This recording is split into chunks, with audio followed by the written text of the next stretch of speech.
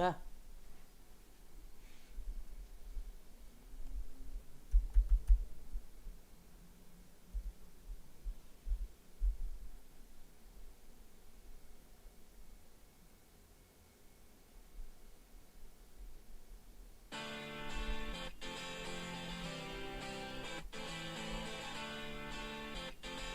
RDTDaily.com presents a Tarabuster with comedian Tara Devlin.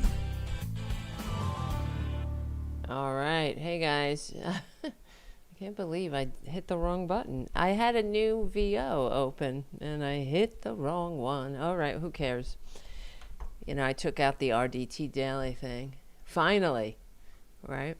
All right. My friends. Nice to see you. This is our Friday night gathering. How's it going? Thank you, Jim. I see Jim in the chat room doing double shifts today. We had a anti-fascist book club earlier in the day, and Jim was a moderator and kept us safe as always. So thank you for kicking out the trolls. And yeah, Boudica is acting crazy. I don't know. I think she might have, the zoomies that they get before they do something in the litter box that I would rather her not do right now, because I just started the show and that would suck. So, all right, let's see what else. Tara Jr.'s in the bedroom because he's acting crazy. I wanted us to be a little, concentrate on what we're doing today. It is what it is. This is the liberal media. You get cats running around, and because we don't have big billionaire benefactors. I guess if I went to a studio, there would be no cats. Not that I would recommend it. We should have cats in the studio, I think. Let's see, just checking everything. How's it sounding? Is it okay? I feel like I'm low in my headphones. Oh, I hit a sound effect. So, all right, where do we even begin? Well, let's just begin by saying thank you, Charlie, from APS Radio News. As always, thank you, Charlie, for keeping the show going and growing, being a good friend, being a good compatriot here at the barricades, helping the community cats. So if you guys, you working from home or not, like I do, I work from home. You put on APS radio and just have APS radio on all day as the background to your day. If you want to take a break, it's classic rock and oldies, and then there's another classical music station, and yeah, that's it. Charlie's, just know that you're supporting a good person. All right, what else? And who also supports the community cats, which is, I'm telling you, it's very cold out there, and I'm very concerned. Tomorrow I'll do the rounds, trying to, we'll give the cats some more bedding, hay, straw. You put the straw in their shelters, and making sure their shelters are good, because they're going to need them the next few days. I hate that. All right, one day at a time. That's not why you're here to talk about that, but we're talking about the madness, really, in this country. I don't know, how are you guys holding up, really? Personally, I'm embarrassed to be an American, and it's a little frustrating because I think, just doing what I do, I get contacted by right-wingers. I encounter them, and I have no problem with them as long as they behave. But they just don't know how to behave, and it really is a cult. Frankly, it really is, because there's nothing the baboon can't do, and there is nothing that their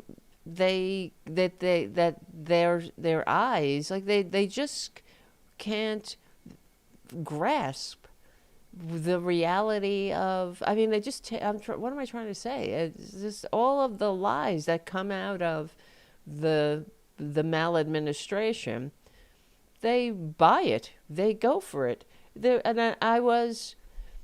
I came across some right-wing channel, and it was interesting because I wanted to see how they were perceiving the Jack Smith testimony. And if you watch that testimony yesterday, I watched the whole thing. I watched all 5 hours of Jack Smith's testimony. And it's unbearable because when you get to the Republicans, it's like they experienced an entirely different event. And we all saw it. And a few of the Democrats called them out. Like Eric Swalwell told them, I hear what you say about Trump. You call him a scumbag. I hear you. But as soon as the camera goes on, you go into performance mode. And that's where we live. And shame on them, though. Shame on them, because there are maggots who believe it. And I came across this right-wing channel, and they were dissecting the hearing, and it was just fascinating to me. The headlines on the YouTube clips that they had.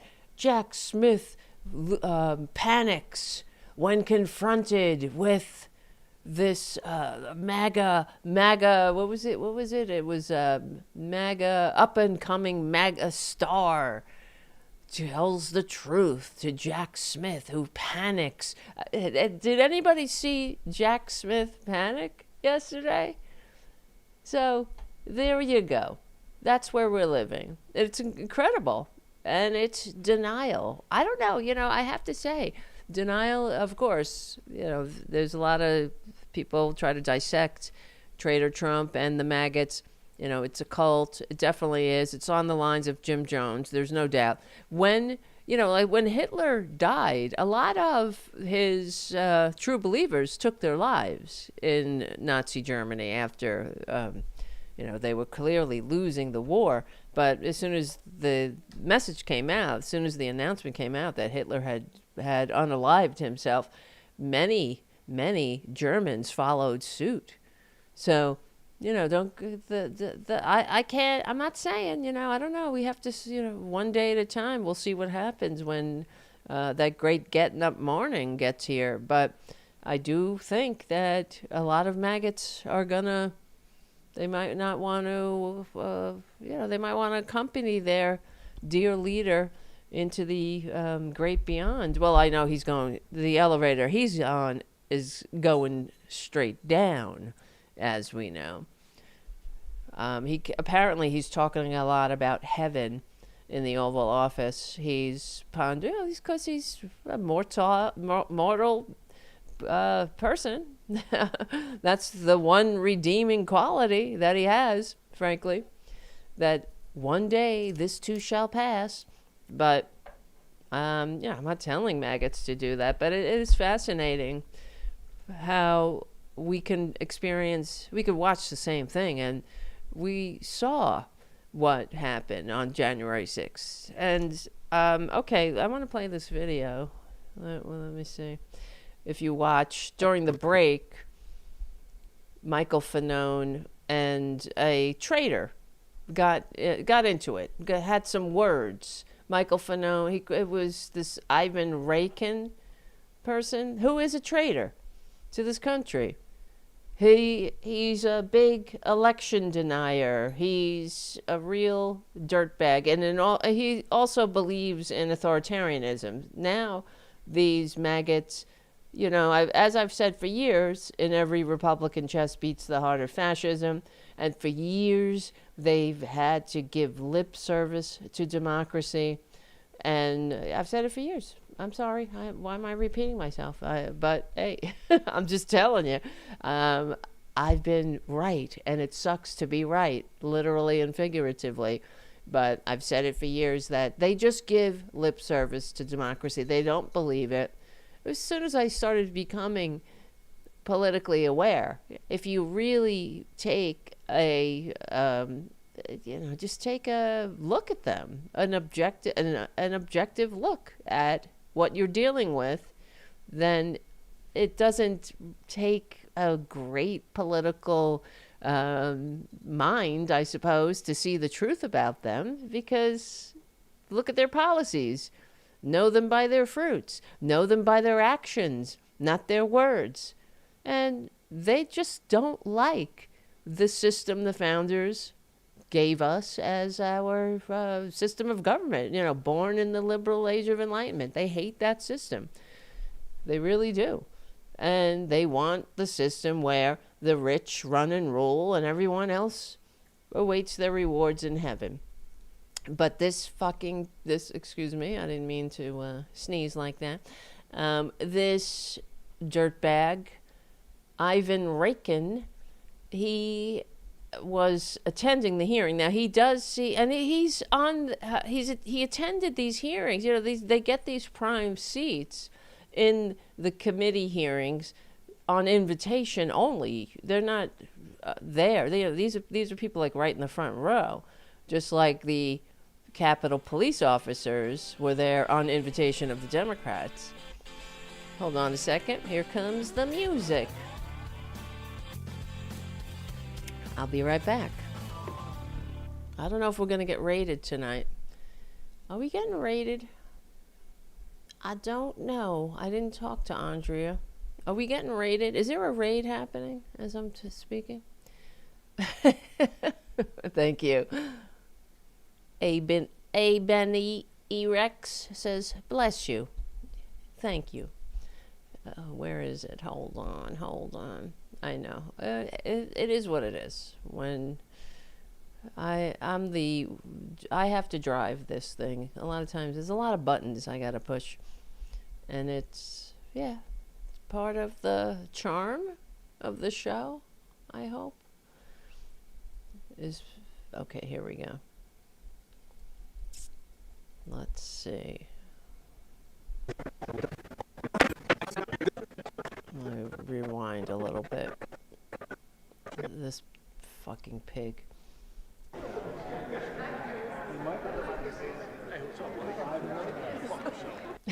Did you hear? Oh, wait. Can you say it? Wait. Oh, see, he reached out to Michael Fanone.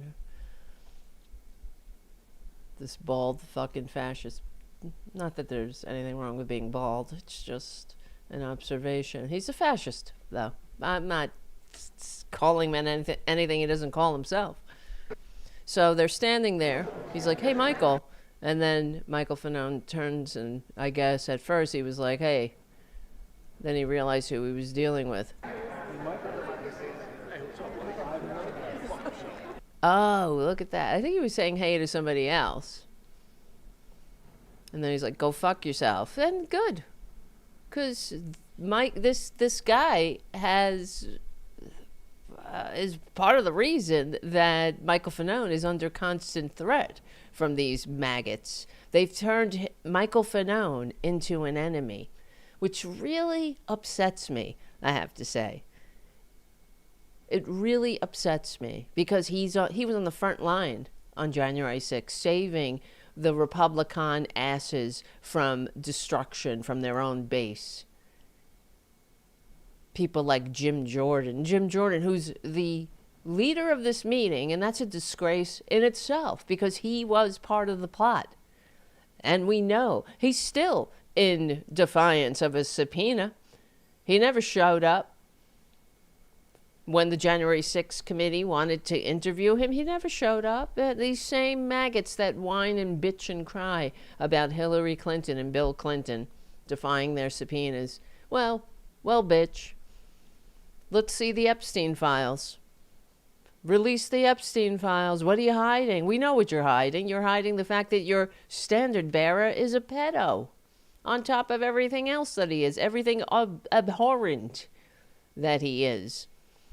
So, okay, let's continue with this. I just want to shake your hand. Why do you have to lose your cool? I'll try to... It's hard to hear because they were in a break. Why do you have to lose your cool like that? He's just triggering him. He's just trying to get a rise out of him. These maggots, because they have no decency.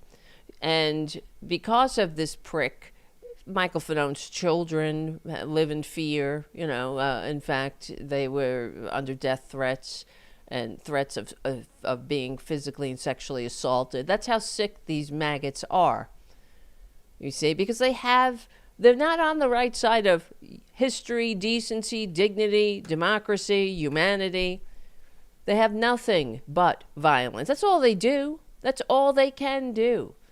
That's all they do when they come to this show, as Jim knows, and as Susie knows, right? Who they come and they just take a dump, just like they took a dump on Nancy Pelosi's desk, and they took a dump in the Capitol, and they smeared their feces on the walls of the citadel of democracy. And now and that's one of the things during the January 6th, during the testimony yesterday, Jack Smith's testimony, they kept saying, oh, there was a decisive victory. The American people saw right through it. And I have to say, it was not a decisive victory, of course. Maggots are liars, we know that. But he did win by a squeaker, 1.6% of the vote. I know that they like to say he won the popular vote. He didn't win the popular vote. More people voted against the baboon than voted for him. Let's never forget that. I know that because maggots like to repeat lies, and then it becomes just part of the regular, collective memory. Really. They just repeat. They understand that about human nature because they're devious. So while we're trying to come up with ways to make the world safe for democracy, or to make our community safe for democracy, we're coming up with ways to ensure that people don't have to needlessly die without health care. They're coming up with ways to turn the country against each other and advance their kiss up, kick down agenda. So they're good at lying. They're good at distracting. So they get, that's what they are. They get good at it because that's all they have. They have nothing to boast about in reality. What are they going to talk about? What policies are they going to talk about? Who are they going to... I know they like to make Reagan, that's their great saint, their great hero. But what policies? Right? Where? What are you going to... Who are you going to quote? Nixon? Why don't you quote Trump? Right, I grab her by the pussy. Fucking bunch of... Oh, my God. When will this end? Where is Jack Smith? This is during a break, Grumpy on the chat. So this is the break. And, all right, let's continue. And Michael Fanone runs into this maggot fascist dirtbag traitor who tries to annoy him because, just by his presence, he's annoying. And he's, hey, let me shake your hand. Go fuck yourself, really. I would have reacted the same way. This is somebody that has harassed Michael Fanone. And think about, this is what is so infuriating, that what a betrayal. I feel betrayed. I don't know about you, but I seriously feel betrayed by people who voted for Trump. I feel like you're my enemy. If you voted for Trump, it says so much about you. Unless you're atoning for it. But if you voted for Trump, you immediately, if I meet somebody and find out they voted for Trump or something, sometimes you could tell right off the bat just by their mere ignorance. They're stupid, they're racist. You could just make that educated guess.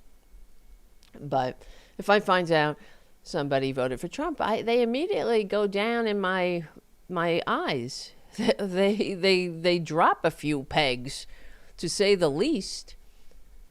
And I have to wonder what's wrong with them. And I did a whole thing at the Political Voices Substack. So subscribe to my Substack, please. Where the... where is this? Where the only question we should ask Trump voters is, don't you have any decency? Or do you have any decency? Don't you, or do you have any shame? That's it. Not, how you doing? Are you happy with your vote? If you're happy with your vote, you're sick. There's something wrong with you. You're a fascist. You're a racist. You hate America. You lack the maturity required to function in a free democratic society. So, okay. Hold on. Wow. Time is flying here. Right? I mean, if you voted for Trump, there's only a few reasons. Stop normalizing it. Mainstream media. There's only one. I mean, because I'm telling you right now, mark my words. In the future, not in the not too distant future, they will all backtrack from it. Those who spoke, those who cheered Trump will speak of it in shamed whispers. That's going to happen. It will happen.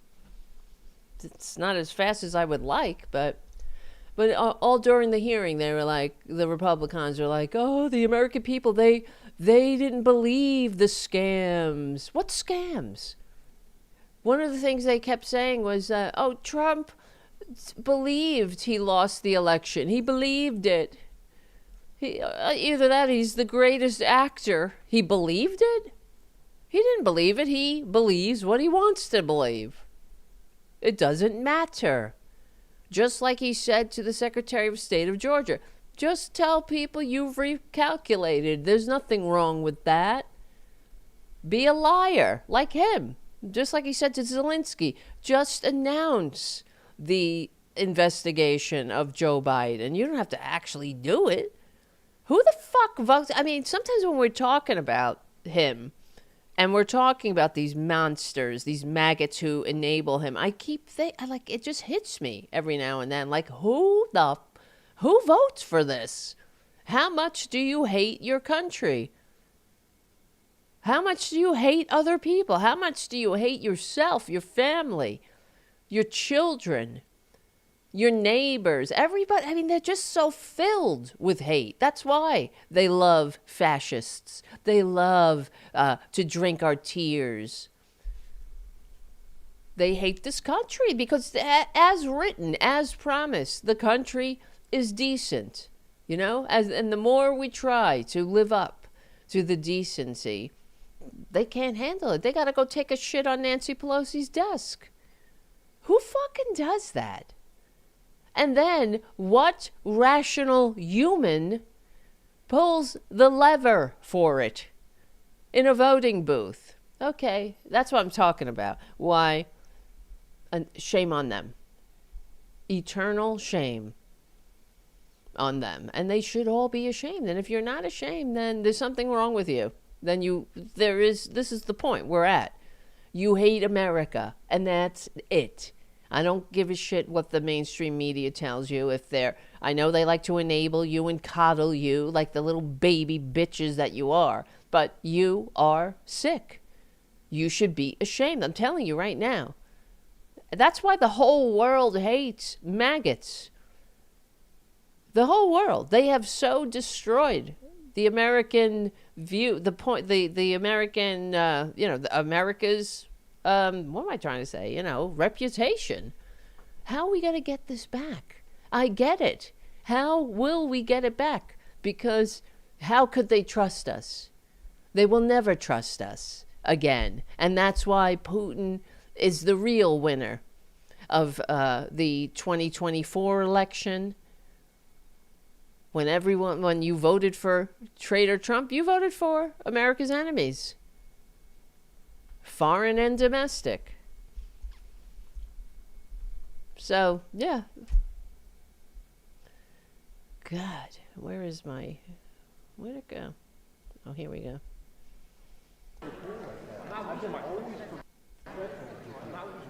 Every single time I communicate with you, I am always professional. Oh, so he's saying to Michael Fanone, every single time I communicate with you, I'm always professional. Because he's trying to get a rise out of him. And look at me, I'm professional. What do you say? You have Tourette's syndrome. You have to be contained. Your Tourette's syndrome. Because he's cursing at him. You're a disgusting traitor who led a mob into the Capitol to defecate and urinate in the halls and beat cops, and you continue with your filthy lies, your poison in the body politic, but you're professional. And it's Michael Fanone, who stood up for, God and country and the mom and apple pie, saving this country from the filthy fascists that so many actual patriots fought, bled, and died to prevent in the 20th century from taking hold. And here we go, right? I'm professional, he says.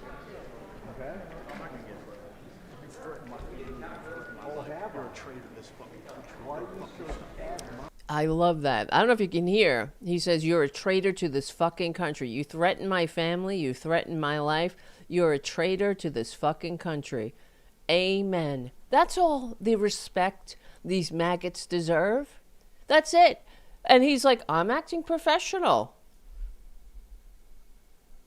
And, one of the things that was frustrating about Jack Smith, and it's, I could take both sides of this, but that he, he's just like the rest of us, of normal people. When we deal with the maggots, they don't ever seem to, have any passion in a way.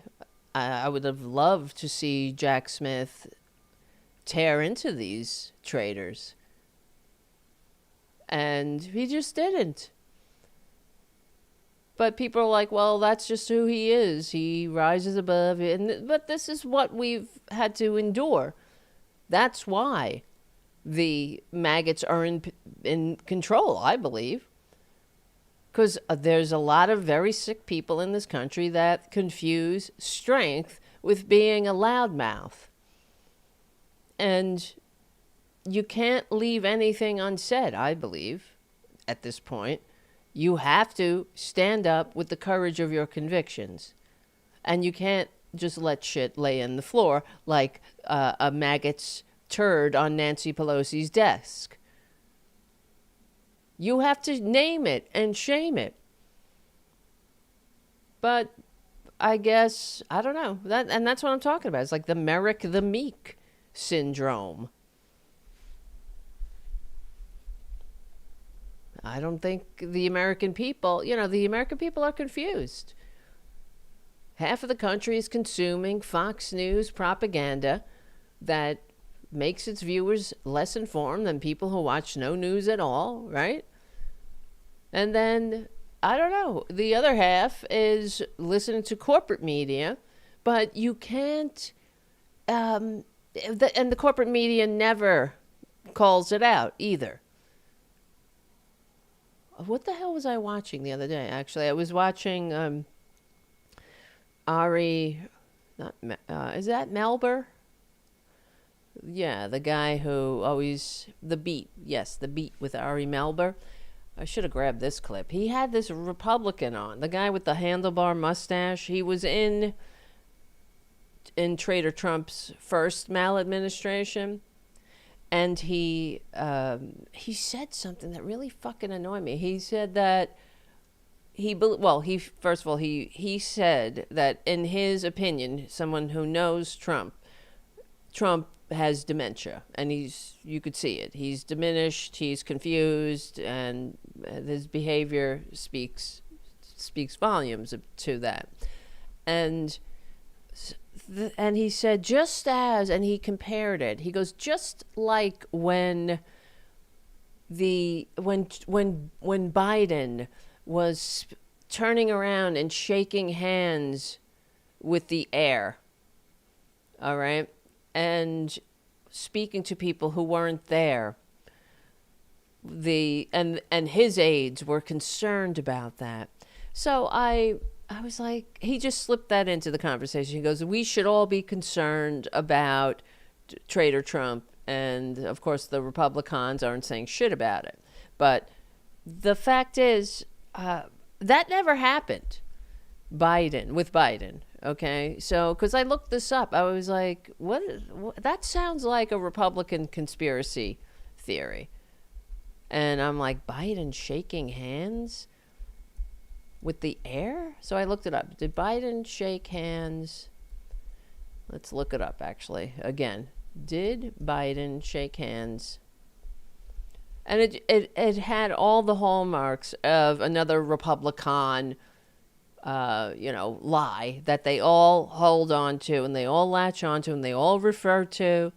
And because they're living in their own bubble, they're living in their own world with shit that doesn't exist, and things happen, and they make shit up, and then it becomes lore in the Maggotville, and it doesn't matter how many times you debunk it, how many times you say that didn't happen, they still repeat it. It's exhausting. It's a waste of air. So, did Biden shake hands with the heir? And he didn't. Hold on. Here's the music. This is Tara Devlin. Become a patron at patreon.com/Tara Devlin. And follow my Substack. If you look at this, where is it?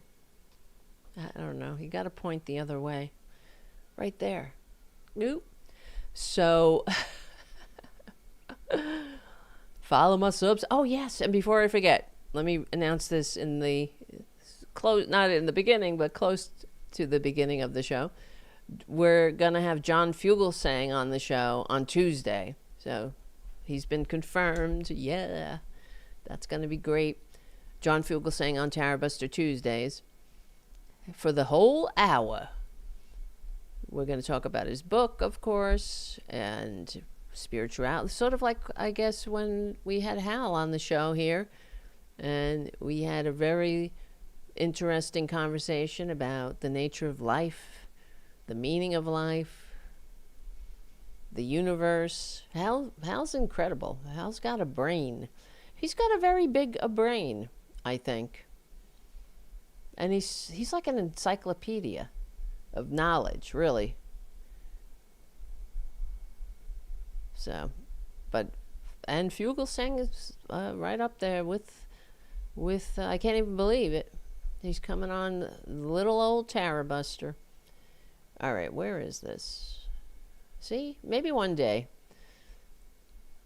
I won't have to continue to say, please become a patron at patreon.com/Tara Devlin. Where the fuck is this?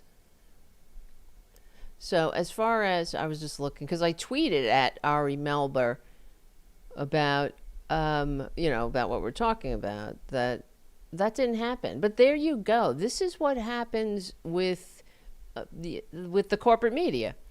You allow these maggots to just put their lies out there, to just spread. He's supposed to be a good guy, right? He's supposed to be one of the good ones who speaks up against Traitor Trump.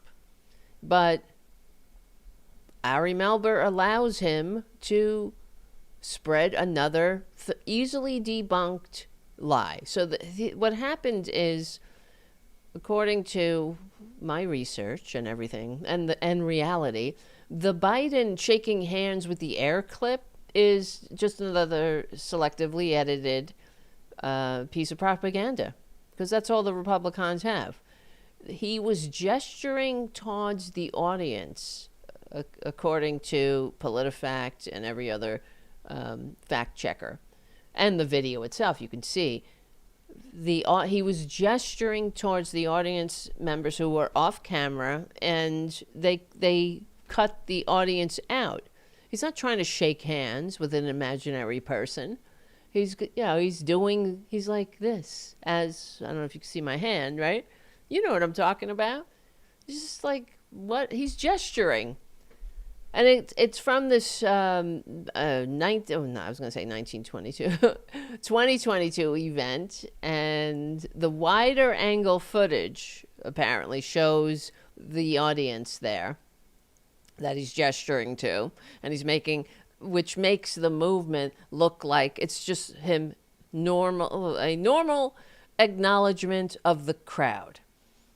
But you see how disingenuous and evil Republicans are? Fact checkers have thoroughly debunked this again and again, but there you go. There's Ari Melber's show with a Republican. He's supposed to be a normal one. He's supposed to be one of the good ones. But he repeats a thoroughly debunked lie, as if he saw this footage, too. He's like, when Biden shook hands with the heir at a political rally in North Carolina, at an A&T State University. See, they throw in those little details to give it the veneer of legitimacy.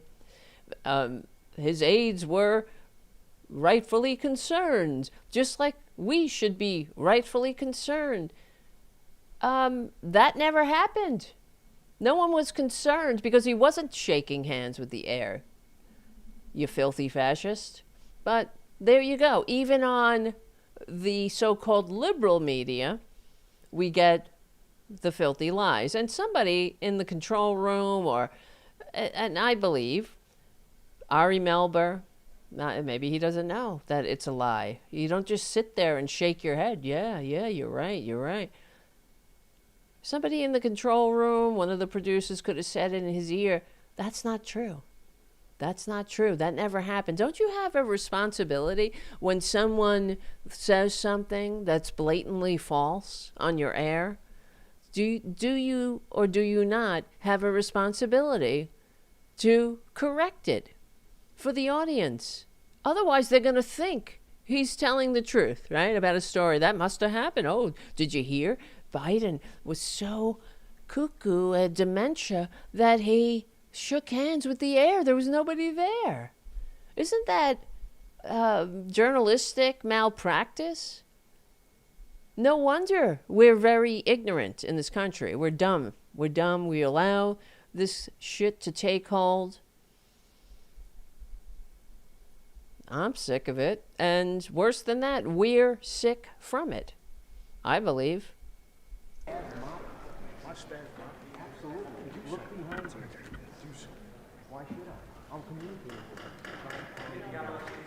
So now everyone's noticing.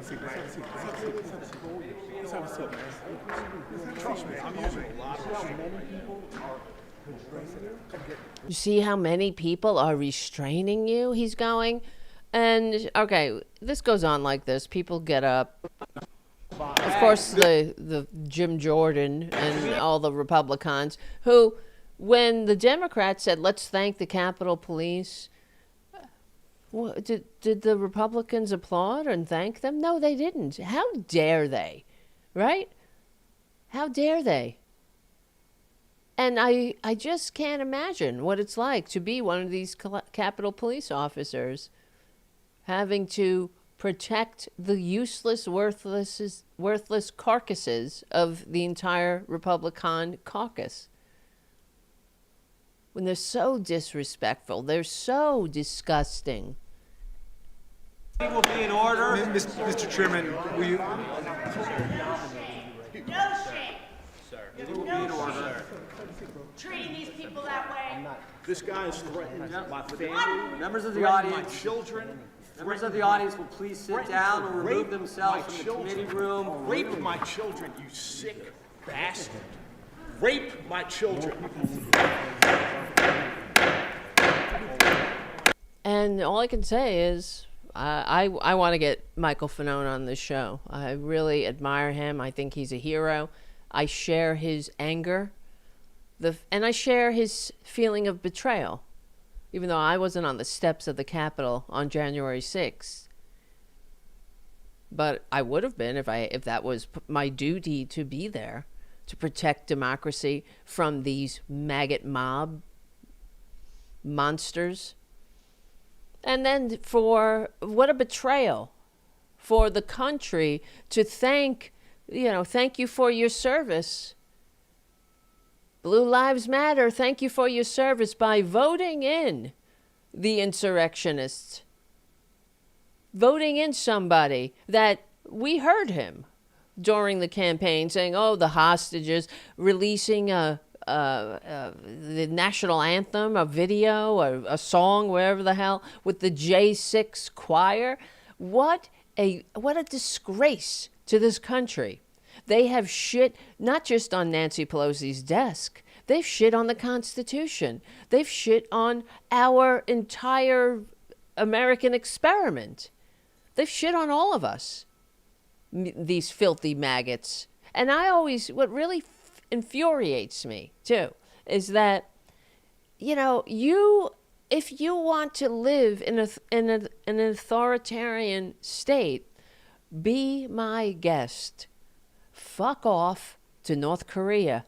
Fuck off to Putin's Russia. There's plenty of places you can go. You like Hungary? Go. You love Orban. We know that. That's the kind of country you want to live in. But you don't get to turn this country into an authoritarian shithole like the rest of them, like the ones that you admire so much, because the sting of the lash of conservative policies aren't supposed to fall on your shoulders, right? Because this is what we're dealing with. People who, whatever, they call themselves Christians, they call themselves patriots. They're nothing of the sort. Just like Traitor Trump isn't a president. He has the trappings of the office. Oh, yeah, just like Kash Patel. Another report came out about him. What a clown he is. How he was upset when he went to England because the security services there had a meeting with him, as if he's not a clown, right? As if he's a sincere public servant who sincerely wants to, protect and serve and all that. He was upset that they were having the meeting in the office. He thought they needed to go to like a football game or some castle, and he was worried about getting his girlfriend over there because he wanted her to go, to go to Windsor Castle with him. Dirtbags. I mean, that's it. It's like when you're not capable of doing the job, when you have no interest in doing the job, you fall back on the performance of it. They've seen TV. They've seen TV shows, right? There's FBI. There's a lot of TV shows that have FBI agents in it. So you just pretend. You just act like a dick. You put on your windbreaker. You make sure it's got patches on, and you strut down the stairs. You make sure you have your camera. You get those selfies, because that's all that matters. Even the maggot that murdered Renee Good had to have his camera ready, right? As he murdered her. And that's another thing, as we learned. The fatal shot was the third shot. She was driving away from him. This mother effing maladministration. I share Michael Fanone's rage, frankly. I really do. You guys know. I try not to be, I don't know, I work on myself. I go to therapy. But yeah, I share the rage. And I think, I'm not a blind rage, that's for sure. I share the rage as I would expect anyone to. When I'm frankly confused when people aren't as enraged about the betrayal. That's how it feels to me. It feels like a personal betrayal. And it is. It's all personal. That's how stupid some people are too. Until, as we know, maggots are stupid. There's a plethora of excuses that they, of course, the corporate media gives them for voting for Trump and just treating them like a normal electorate is enabling them, in my opinion, and enabling their delusion to think that voting for a con man, a rapist, a convicted felon, somebody who sent a mob to the Capitol to defecate and urinate in the halls, to beat cops, to stop the peaceful transfer of power, just a dirtbag, that that's a normal choice that anyone might make. And by asking them, how you doing? You know what I mean? Is really not doing them any justice. It's not giving them the opportunity to truly explain themselves, I believe. Because when you get right down to it, it isn't economic stressors. It's stupidity. Because if they really understood, then they would vote Democratic. If that was their concern, because the fact is, and the corporate media doesn't do them any favors by not informing them that when Democrats get in office, the American middle class expands, actually. That the Democrats are better for the economy, and we have the numbers to prove it. There's something called history, math, reality. And according to all those measures, when Democrats get in office, the economy for working people improves. Their lives get better.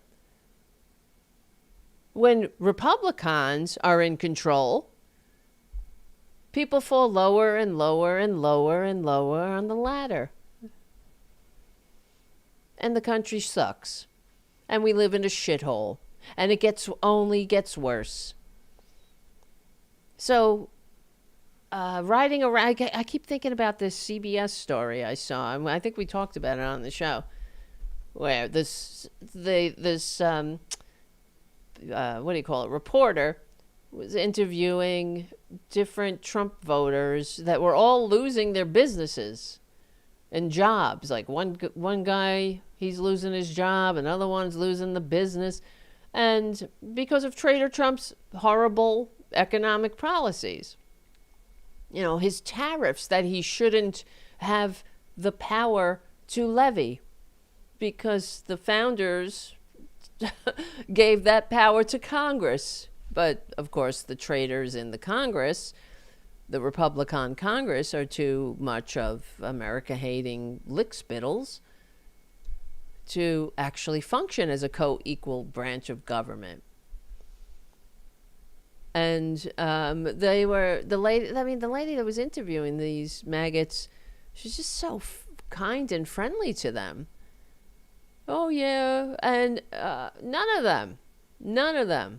This was a few months ago. I wonder how they feel now. But whatever. Don't go tell them. Because this is a regular pattern in the media and the press and the mainstream media. Let's check in on the Trumpanzees. It happens. It's a regular feature. They never check in with normal people, do they? Unless I miss it. I never see them. How you feeling? Normal people. They were always giving the maggots a platform. But I wonder, all of the people that they interviewed, this lady interviewed, none of them could completely admit that they were dupes, that they did the wrong thing. They still would proclaim their loyalty to Traitor Trump. Because why? And this is what I'm talking about. This is why we're in this boat. And another person who's coming on the show in a couple of weeks, she's going to be on, let me look at my calendar here. Actually, she's coming on at the beginning of February. What's her name? Beep, bop, boo, doop, boop. Do I have it? What's today? Her name is Tiffany Mueller. And she is I don't know if you call it CEO of End Citizens United. Oh, she's the president of End Citizens United. So I want to talk to her about that, because that's where we can trace, Citizens United is one of the major catastrophes that we're living under, where money is speech. And I guess because if you got a lot of money, then you just got, you speak really loud. And that's all that matters. And we're in big trouble, too. I want to go over I said this the other day, I want to go over this Oxfam report that just came out. about income disparity and upward immobility and how we're living in an oligarchy now. And we got it, and we have to end this. How much longer? I wonder all the time. How many times do I ask, how much longer are we going to take it? Living in an oligarchy. It's not, you're not free. We're not free. We are, we have our work cut out for us. And for anybody who voted for the, for the monsters, we should all be enraged. And no wonder Michael Fanone is enraged. And I appreciate it. I relate to it. When I see him, it feels like a betrayal. And that's why I take it personal, because politics is personal. It really is. And I can't stand people, and we all know friends, we have family members that are like, oh, I don't vote. I'm not, oh, they all suck. I'm not into politics, blah, blah, blah. But, well, just like Bertolt Brecht's famous quote, the worst illiterate is the political illiterate. How they boast that I don't have it in front of me.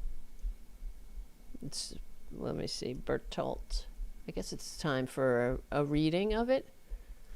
Brecht, the worst illiterate. Yeah.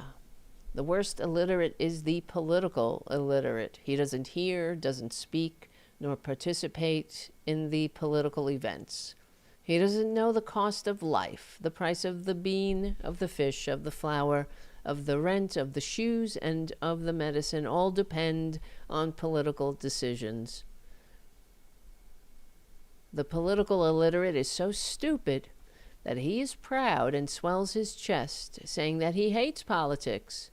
The imbecile doesn't know that from his political ignorance is born the prostitute, the abandoned child, and the worst thieves of all, the bad politician, corrupted and flunky of the national and multinational companies. And when I'm reading that, all I can think about is Ted Cruz, right? Cancun Cruz. Now he's Laguna Beach Cruz. We're getting ready for a pretty major snowstorm here in New York and all over the country, and in Texas too.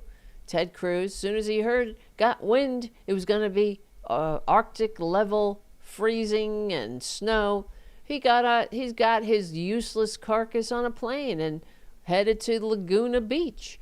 And of course, he was snapped. Somebody took a picture of him and posted it. And his people said, oh, well, he had this trip planned. Well, how a happy accident, right? Unbelievable, though. Who votes for this dirtbag, right? Too bad Bertolt Brecht didn't continue the quote. The worst illiterate not only is the political illiterate, but it's somebody who's so dumb that they vote for the bad politician, corrupted and flunky of the national and multinational companies. I mean, what's worse? Frankly, Republicans should just stay home. But I mean, knowing that Ted Cruz is, if you're Ted Cruz and you know that you are, you're known for running out on your community in a crisis, especially one especially one created by Mother Nature. No, it doesn't matter. The crisis, they run. But he took a lot of heat for going to Cancun the last time, leaving his poor dog, that poor thing, his poor little poodle, or what does he have, a Bichon Frise? Home alone to freeze. What a dirtbag. But wouldn't you, if you had a meeting or whatever your excuse is, knowing that there's going to be major weather, that might affect a lot of your constituents. It might negatively affect them. Knowing your history, wouldn't you at least try, try to reschedule your trip? Say, no, I can't leave my constituents. We're going to be experiencing a major winter storm, and I just can't do it. I have to be here in case they need me. But not Cancun cruise. And he'll be millions. He'll get more votes. This fucking guy wanted to be president, right? Jesus Christ. It's incredible. Let me see. Where's my people? All right. Well, since we were talking about it, let's talk about the Oxfam report, which is really concerning. But once again, I told you so, unfortunately. Money in politics is the root of this evil, and we're doomed if we don't get it back. It really is true. Aren't we sick of the rich? Anybody? I'm not saying, hey, we all want to be rich. But there's many I don't think there should be billionaires, of course. There's no reason. That in itself is immoral. And we as a species should do something about that. There is no reason that anybody should have $1 billion, much less $1 trillion. People can be rich, but this is getting ridiculous here, isn't it? So, inequality. Here, I'll put this up on the screen. Boom, boom, boom. Hold on. Yeah. Hold on.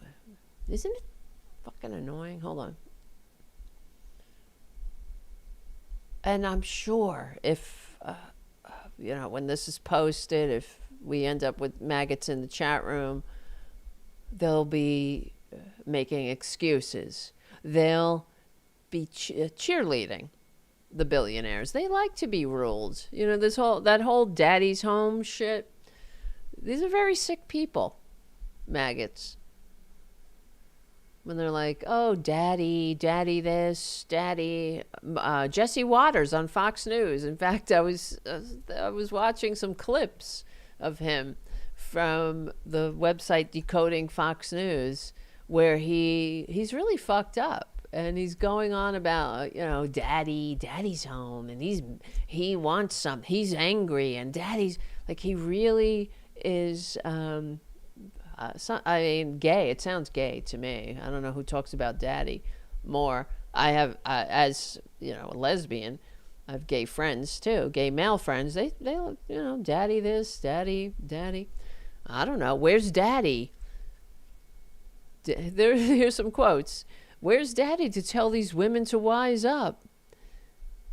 It's all these daddy. They need daddy. And that in itself goes to show you that Republicans hate self-governance. That's what it's about. We don't need a daddy. I'm sorry, Jesse. You may want daddy to spank you, but we got this. We're adults. We're emotionally intelligent adults, and we don't need daddy. It's all stems from the fact that these people, they're sick. Their fathers beat them and called them the F word for gay, and you know what I mean. And they're just sick. They never felt love. They need to get help, but they just don't have the courage to ask for help, to be vulnerable. They have this warped view of what it means to be a man, right? What strength is. They think, they think Traitor Trump is strong. They think that's strength. Wait, hold on. I gotta get this. Wrong button. Don't worry, we're not going anywhere. Trying to get this stupid. Sorry, I'm hitting a lot of buttons. I'm trying to talk and hit buttons, so It's going off the rails. Let me just concentrate on this for a second. Let me see. Boom. I have to do this. It's too many things. All right. Put that on. There we go. Okay. Okay. How's everybody doing? Did you sign up for my Substack yet? That'll be nice. Thank you. And thank you all. If you've done that already, I want to thank you. Oh boy. Where are we? Who am I? And anyway, all right, hold on. Just getting my stuff together. Nice to see everybody. I don't think we got rated, but we do have a rather pretty good audience. I think the show is going and growing. Did we get rated? I think I missed it if we did. I don't think we got rated. But I appreciate it. Thank you. All right, so Oxfam. It's pretty distressing. So a report from Oxfam argues that the U.S. is in what they're calling an inequality emergency. Now, have you heard this on the corporate media? I would think that this would be kind of breaking news or something that people could report, in between reporting how we have a serial bankrupt con man, convicted felon, piece of shit traitor who's just embarrassed us on the world stage, running us into the ground. But given the fact that, as Justice Louis Brandeis said, we must make our choice. We can either have democracy or concentrated wealth in the hands of a few, but we can't have both. And it's not just a quote or a saying, it's the truth. We need a functioning, economically vibrant, upwardly mobile, working class majority. We need, in order to be a functioning democratic republic, the middle class can't be on the balls of its ass. We can't have this inequality. The founders knew it. Earlier generations understood it. Teddy Roosevelt talked about it. FDR, of course, talked about it. Thomas Jefferson wrote about it. How do we stop concentrated wealth? I mean, I'm just paraphrasing, but in his letters he wrote, how do we prevent the moneyed elites, I'm trying to remember how he put it, but it was, I can't remember, but he said that we do it through progressive taxation. But it was a concern. They had just fought a revolution to create this incredible system that was an aberration in the world of human affairs, right? Most governments for thousands of years were an autocracy, some form of monarchy, some form of intergenerational aristocracy, right? And so this country, as fragile as it is and was, they understood where the forces of evil would come and try to undermine it and break it down and roll it back.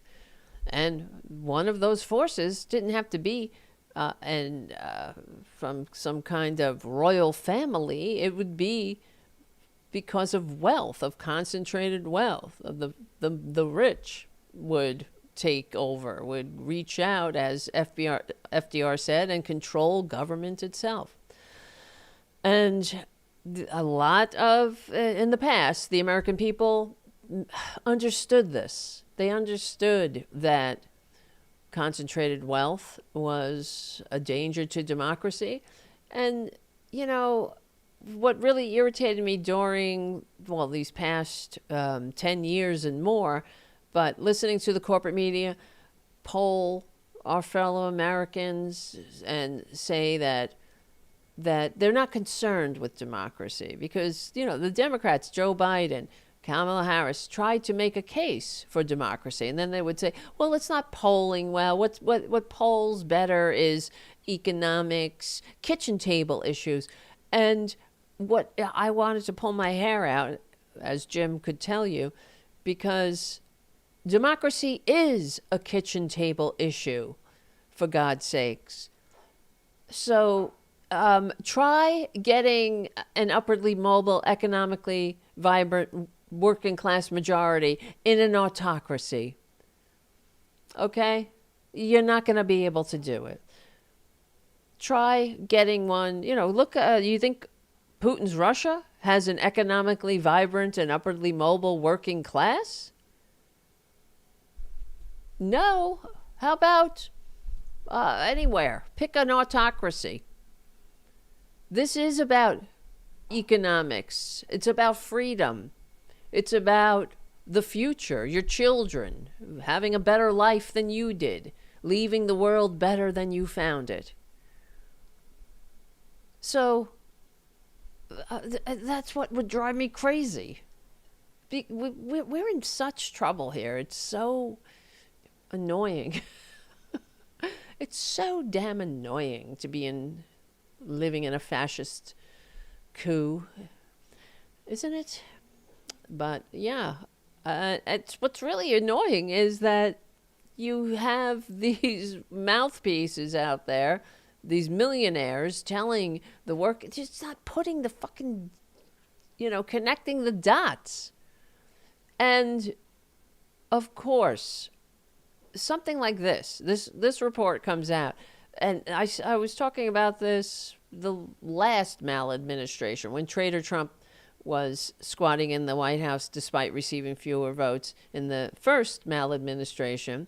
And it was for the first time. We talked about this with Poppy when she was on the show, when the middle class fell below 50% of the population for the first time, and in generations, actually.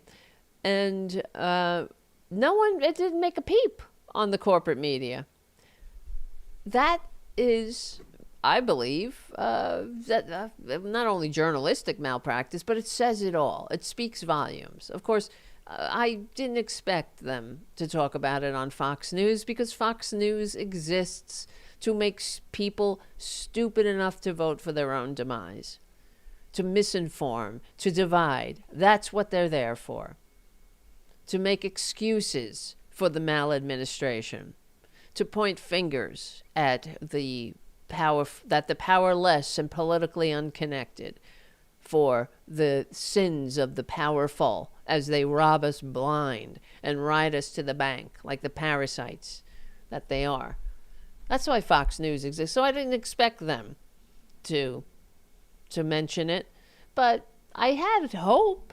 I did have a little bit of hope, and there's only so much some of these shows can do. There are good, I think, shows on corporate media, like Rachel Maddow, I believe, I like her show. I like Chris Hayes, Nicole Wallace, I believe, and Lawrence O'Donnell is great. I love his opening monologue all the time that he does. He's great. But so there's only so much, that they could cover. And but something like this, the fact that the American people, the majority of Americans, can't muster up $400 for an emergency, that's disgusting. And it shouldn't be tolerated. This is what we're dealing with. That's why they divide us. This is what annoys me so much about maggots. They should be on our side. We're fighting for them, too. They should be on our side. They should be voting Democratic. And they're not, of course. And the idiot that was fighting with Michael Fanone, he's your enemy, maggots, not me. Not Rachel Maddow, not others, the people that are trying to make a more perfect union. trying to make sure that you don't have to needlessly die, that you don't lose your job, that when you call the Social Security Administration, they pick up on the first ring. That's what we should demand. We should want to live in a country that leaves no one behind. We should want to be in the top 10 happiest countries on earth, right? Then the fact that we're not is, we should be just, we should be concerned about that and try to do something about that. Education, right? All positive measures. When you take out the red states, the United States goes, I think we were talking about this with Hal, especially with education. If you take out the red states, the United States goes up to number 4 in education. But when you put the red states in there, we plummet to like number 26. That says what we're dealing with. Republican policies. And this inequality in emergency, as Oxfam puts it, they're talking about the inequality emergency in the United States. It's created by deliberate policy choices. It's not an accident. The policy choices that favor a small, very small, uber wealthy oligarchy. It's just like FDR said when we were recovering from the first Republican Great Depression, thanks to Democratic policies, thanks to FDR's policies. And he said, how did he put it? He said, yes, we are on our way back, but not because of a market cycle or the mere, turn of a wheel, he said, talking about, because this is what the Republicans would say. Oh, it's just the ebb and flow of the market. He said, yes, we're on our way back, not because of a market cycle, but because we planned it that way. And you look at the policies, and then when you upset those policies, you undo those policies, and then you change those policies, you get a different result.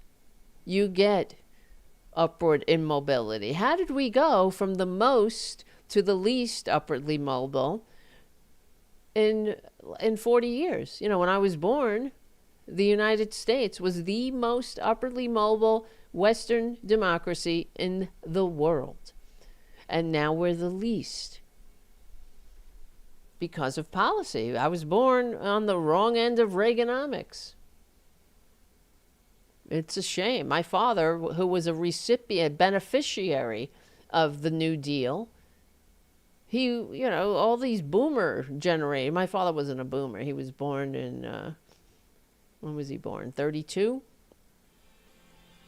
So he was a little bit before a boomer. Hold on a second. We'll be right back. This is Tara Devlin. Do me a favor and hit that QR code and follow my Substack. We got to get those numbers up. Get them up, kids. Get them up. And become a patron at patreon.com/Tara Devlin. Thank you for supporting this show. All right. And, okay. So what was I saying? Yeah, when my father was born, he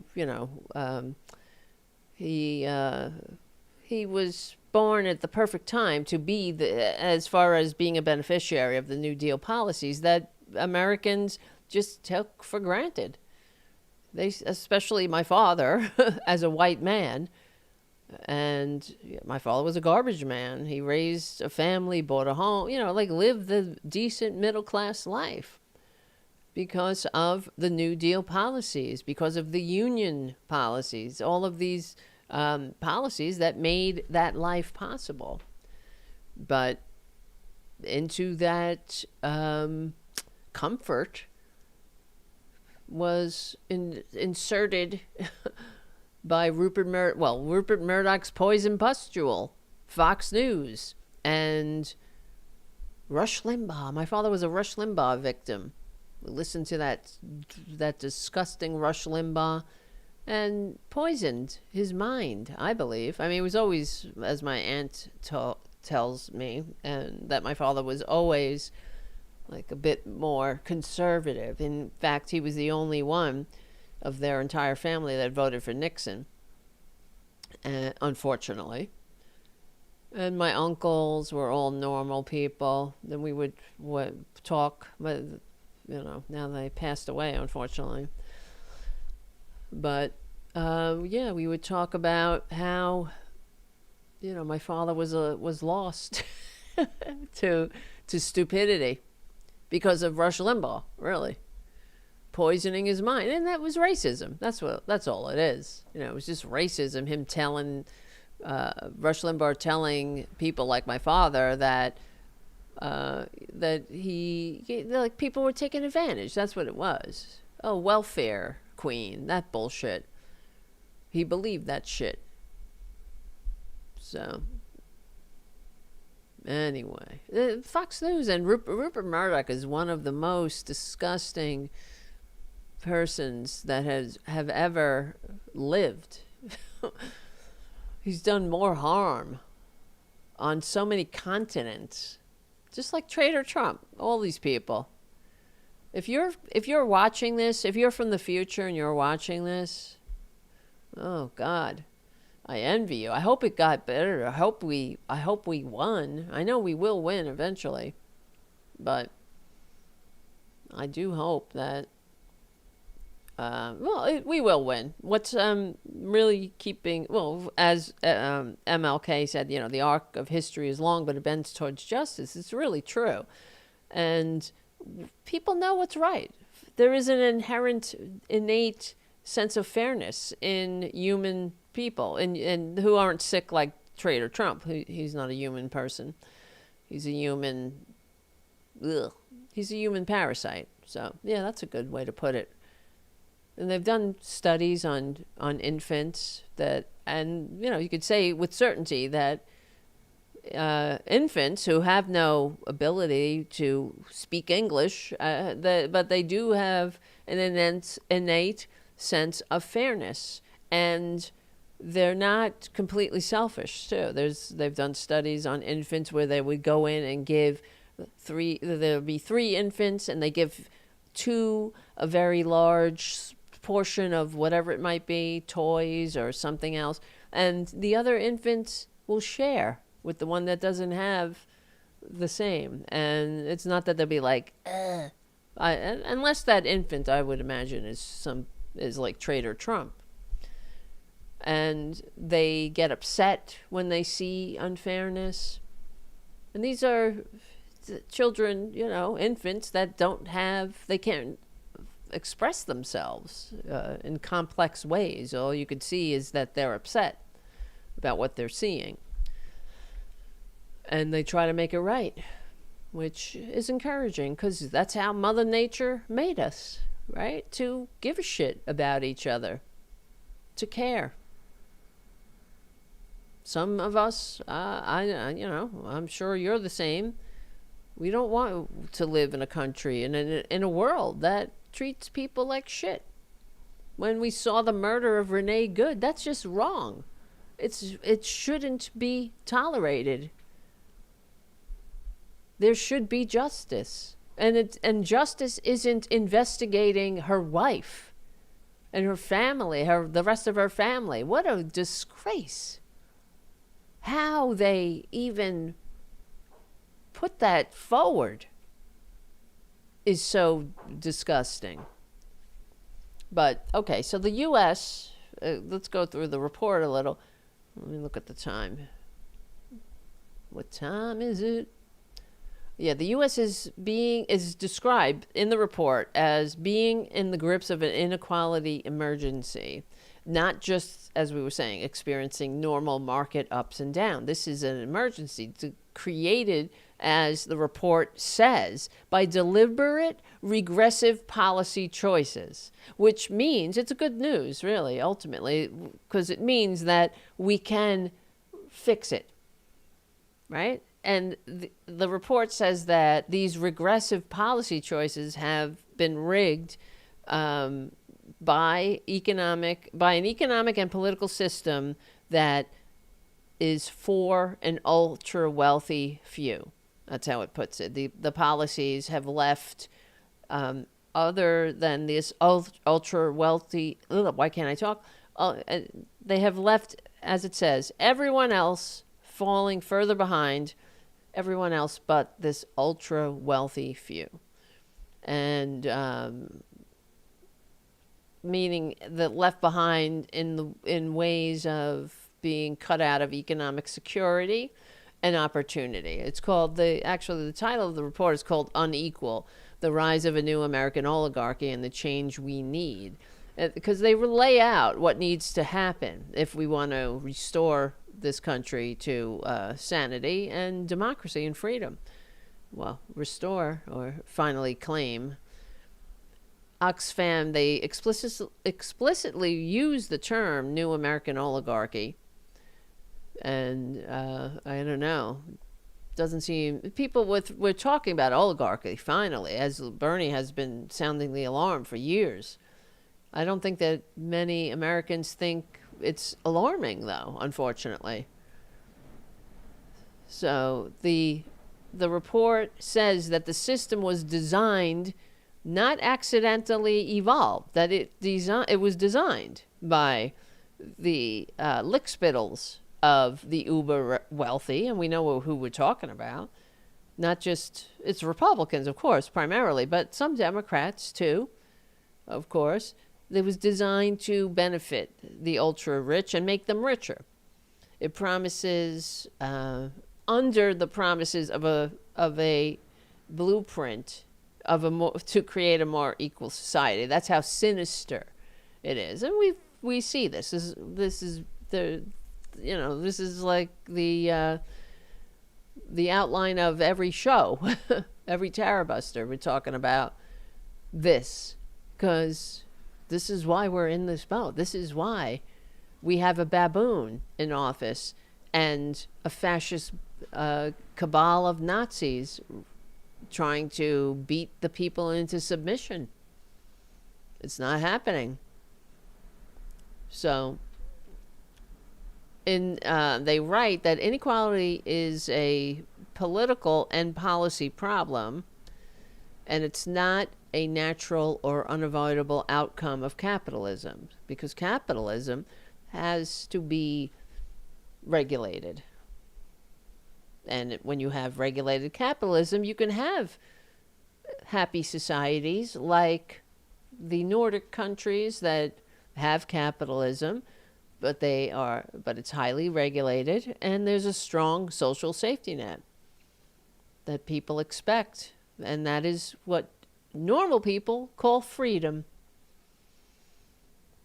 I guess here we got the freedom to die or go on GoFundMe or starve or beg on the side of the internet superhighway. So the report says that regressive policy choices like tax cuts for the rich, attacks on unions, deregulation, and shredding public programs that help working people have gotten us to this point. And oh my God, that's the end of the Progressive Voices part of the show, but there's no more show, so come on over to youtube.com/cfachannel/Tarabuster to check it out, and on the Substacks too. All right, we will win. We will win. I want to finish the report, so come on over and check it out. And thank you, Charlie from APS Radio News, for all you do to keep the show going and growing, and all your kindness to me and the little community cats. We stick together, we win. I'll see you soon. All right. Can't believe how fast it goes. Let me see. Where are you guys?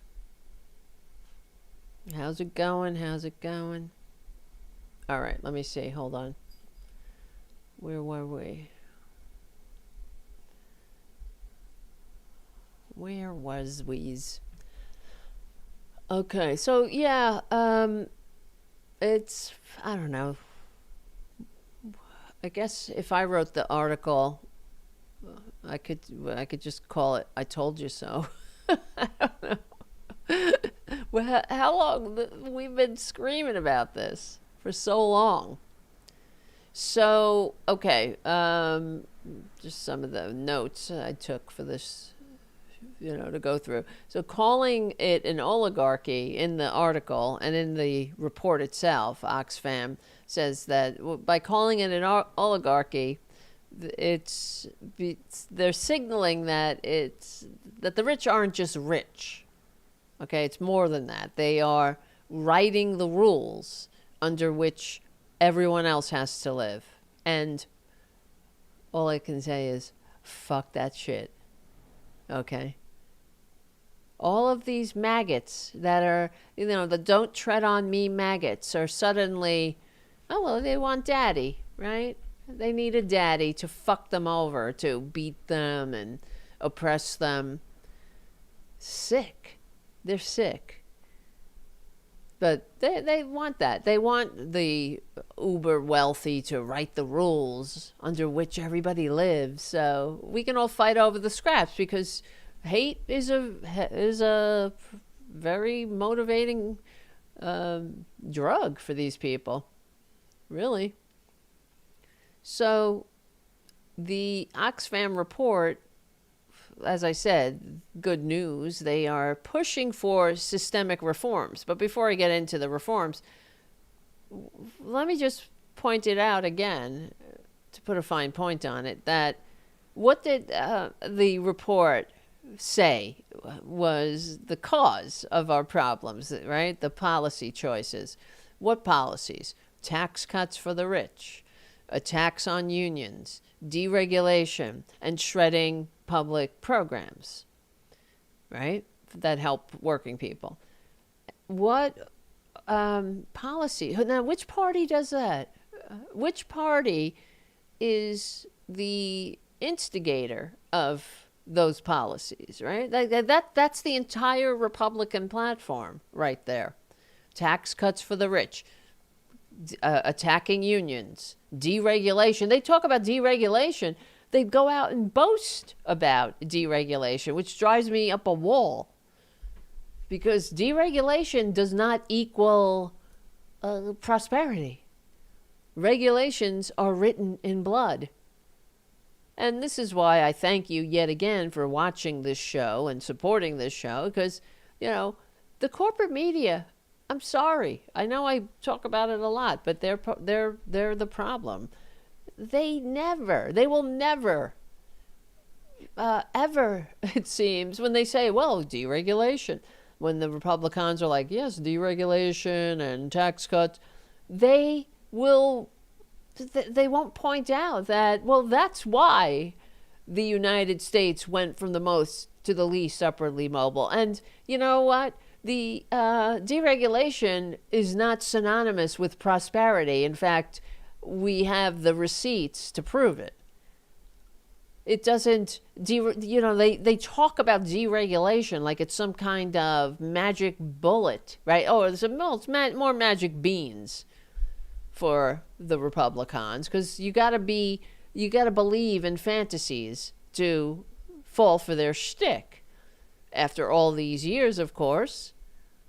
Deregulation, burdensome we got rid of all these burdensome, I can't say that word, burdensome regulations. Like Traitor Trump says, he had a really good idea, and he even boasted about it, that for every regulation, if you want a new regulation, you have to take 10 away. Because that's fucking normal, right? That's how adults function. It's so babyish. It's so infantile. It's so ridiculous, like him. But, okay, my lord. The Republicans go on. Yes, my lord. Yes, master. Yes, you filthy fascist, tax-cheating, draft-dodging, America-hating baboon. Yes, you convicted felon piece of shit. Take 10 away. You fucking dirtbag. Stupid. But nobody, they don't. The corporate media doesn't point it out. I don't know why. So then we have Republicans, probably in our own family somewhere, thinking, well, got to get rid of these regulations. Deregulation's the best. It's the greatest thing since tax cuts for the rich. And, well, where's all that prosperity I've been promised from all this time of me begging to be trickled on? Jesus Christ, beg another 40 years. Maybe the trickle will get in your mouth, maggots. I know you want that. Oh, just begging the rich to trickle on them. Trickle all over me. They're so disgusting. So, let's see. Oxfam says that we have to call for a bold new agenda. But is it really bold? Right? This is what I'm talking about. Well, it's bold because we need people to talk about it, at least. How are you going to find out? No one's going to read this report. You think Fox News is going over the Oxfam report and having meetings, crisis meetings? What are we going to do? The American people must be informed about this terrible development that income disparity and upward immobility has taken hold. We live in an oligarchy, and it's because of policy choices that we've been promoting nonstop. You see, we're under attack. We are under attack, not by what? Who? Not by immigrants, you fucking America haters. This is what we're under attack by the likes of Elon Musk and Peter Thiel and their handmaidens like J.D. Vance. And we've been talking about it forever. What do? Well, you tax the rich. You tax these fuckers down to size, down to reasonableness. And if they don't like it, oh well. The French had a remedy. I'm not saying go there. My camera keeps moving.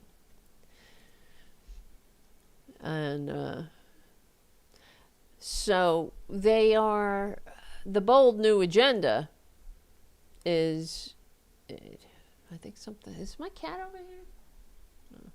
No. Is what Oxfam is calling their policy agenda or whatever to reverse this extreme inequality. It's not just inequality anymore. They're adding the qualifier, extreme inequality. We're really gone beyond where I thought we were gonna go, and not in a good way, not in a Star Trek way. I've been saying this forever. And it's not charity. It's not small tweaks. They are talking about a blueprint to create a more equal society. You have to do it deliberately. You have to do it in a way that is unapologetic. Taxing the rich, taxing these fuckers down to size. Oh, well, you can live on maybe, I don't know, 250 million. Maybe that should be the cap. You think you can make it to lunch on that? Right? Not only that, it's not just the tax policies. We need political reforms that include getting money out of politics, getting the influence of these pricks out of politics. Because if we didn't have money in politics, we wouldn't be in this boat right now. That's the truth.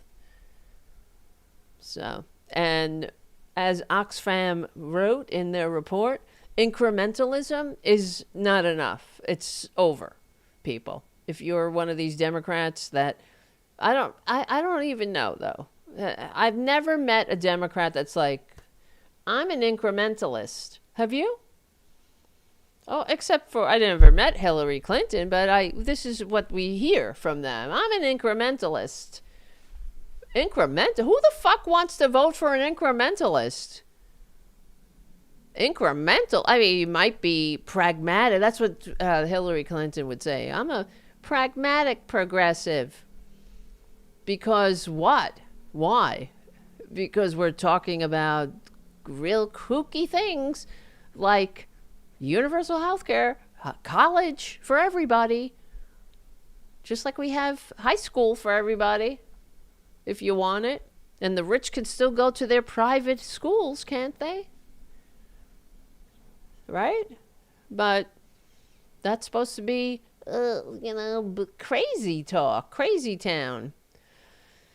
Oh, God. When it's just common sense. If you want a functioning society. And it's also if you don't want to make the ultimate sacrifices of those who fought, bled, and died for the grand experiment to be in vain.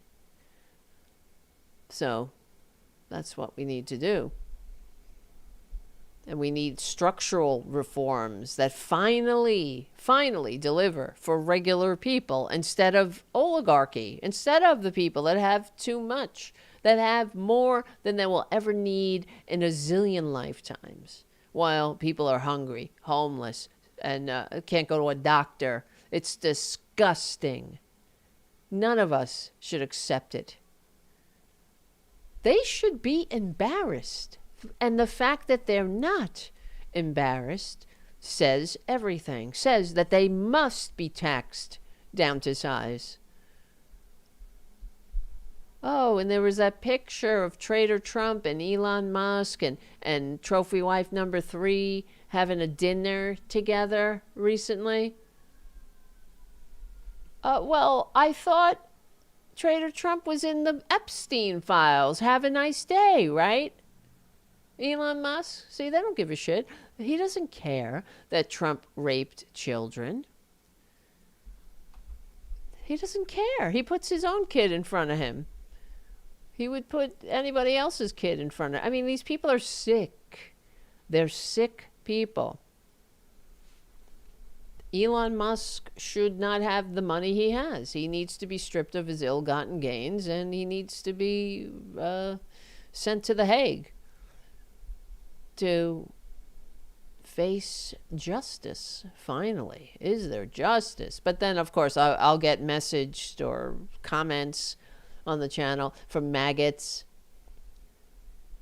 Elon Musk is great, or whatever they'll say. Some bullshit, some stupid. They're always cheerleaders for their own subjugation. You know, the don't tread on me's. What do they say? No poor guy ever got me a job or gave me a job. Well, bitch, you want to have a job that pays a living wage in decent working conditions and retires in security? I mean, no rich guy ever got rich without the rest of us. So, you know, you need to get your head screwed on. I know you want daddy to beat you, to take out his belt and beat you, but not everybody. Go get help, right? That's what it is. What? My cat is hungry? What do you mean? Tara cat is hungry? What cat? She's sleeping. She's sleeping. She's sleeping for real. All right. I'm trying to find this. I had other things on the list here. Where's my... We have 20 more minutes. Not that I'm not complaining. I'm just... Can't find my... I can't find something. Oh, yeah, this is what I want to talk about. Thank you, Errol on the chat. Greenland.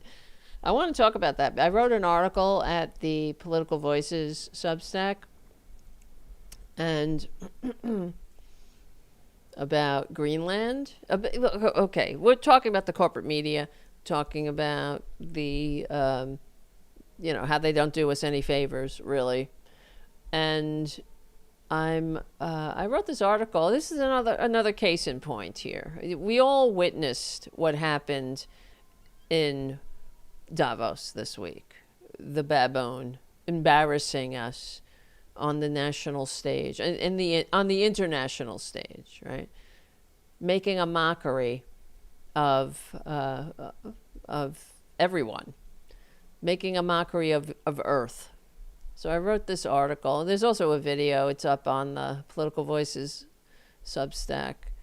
But I'm calling it the Greenland grift.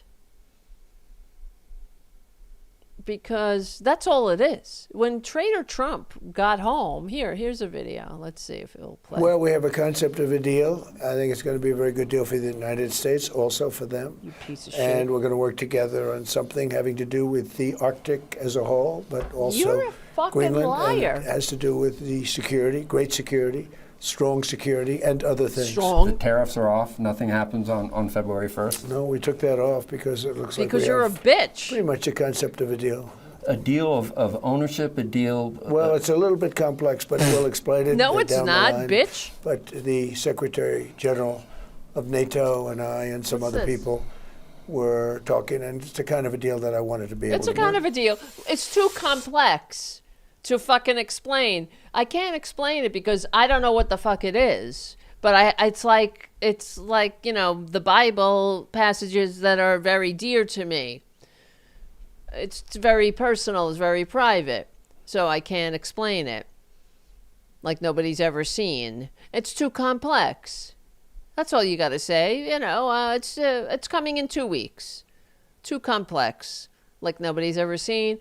What the fuck is so complex that you can't explain? You just made this great deal. And it's just too much. I can't explain it. It's just so complex. Why? You put bases here. You can travel. You can patrol. You can move freely. You can fly. What's so fucking complex? And this is what I am so sick of it. I'm sick of everything else that they let these maggots get away with. Could you imagine if this was Joe Biden? Too complex. I can't tell you. Too complex. That's how you know the maggots are full of shit. And Fox News is a fascist propaganda outlet. This is not a deal that is complex. It's the same fucking deal we've had since 1951. But all over the media, I kept seeing this clip, and reports. It came up on my phone. Trump announces a framework of the deal, a new Greenland deal. And I have to say, the only outlet I saw that called it out was CNN. They said, this deal is pretty much like the same deal we've had since 1951. There's no deal here. It's the same fucking deal. And this is what he does. This is what the baboon does. Okay? And I'm so tired of it. And, the baboon's going to be the baboon. Right? A baboon will baboon. But what the hell is the excuse of the media to simply report the words that come out of the baboon's mouth without context? Put it in context. Give him the framing.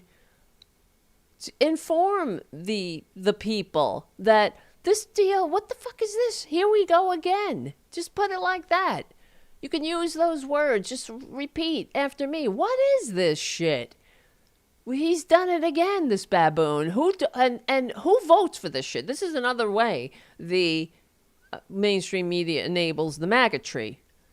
You know what I mean? Because they They don't point it out. They don't make it ridiculous as it is. It's fucking ridiculous that he gets away with being a baboon that drags us through his manias and then gets to say, I announced the deal. It's a deal. It's too complex. Well, of course, the lickspittle interviewing him doesn't have the balls to say, what are you talking about? It's too complex.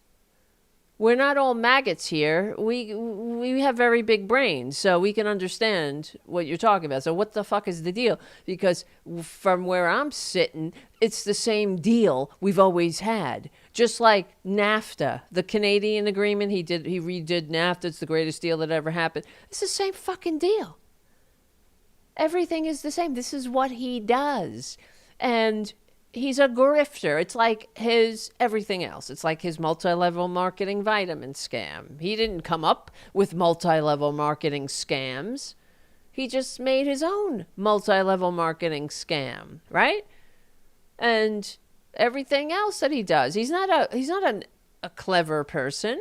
He's not an innovator. He just does badly what everybody else does, and he's got no integrity. He's got no decency. So he just lies about it. And he knows he's a fraud. But unfortunately, there's so many cowards. Most people are cowards, I've come to learn during this time. They're just effing cowards who I don't understand how they look at themselves in the mirror without spitting up.